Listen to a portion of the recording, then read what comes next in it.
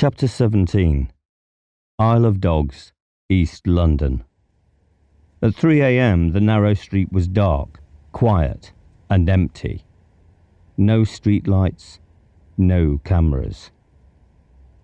Headlights off, a scruffy white transit van crawled along the curb, pulled up onto the pavement, cut its engine and sat quietly. Silence.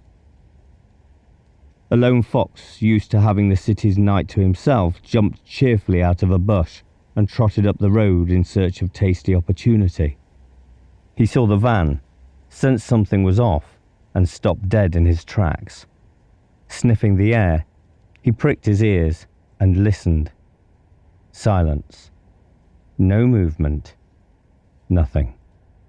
Curiosity getting the better of him, he tiptoed nearer. The smell of hot engine twitched his nose. It hadn't been parked long. Something from above caught his attention. A swish of air, the rustle of feathers. He hunched low and jerked his head up to search the skies. Gleaming saucer eyes scanned the low-hanging clouds. Nothing. He spun to check rooftops around him. Again, nothing. Maybe it was a bird, or maybe it was one of them. Earthfolk didn't bother him, except country folk. They would take great joy in dressing up, squealing like banshees, whipping horses, chasing hounds, hunting him to death, and spreading his blood on their faces for fun. He preferred city folk. But them, he was nervous about.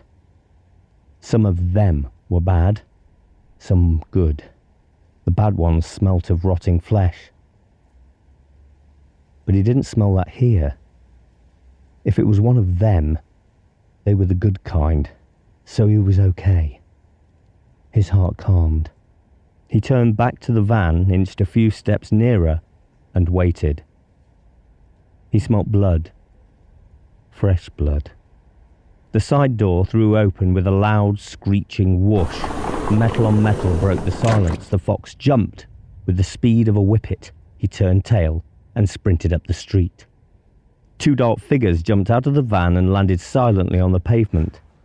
Leaning back in, they pulled out a 2-meter-long package, heavy, cylindrical, securely wrapped in grey plastic sheeting. Hoisting the package up over shoulders, they walked the few steps to a concrete wall and heaved it over the edge. The body fell into the dark, murky waters of the River Thames with a distant splash. No words spoken, the figures jumped back into the van, slammed the door and drove away. Saucer eyes watched them speed past. Maybe city folk weren't so nice after all.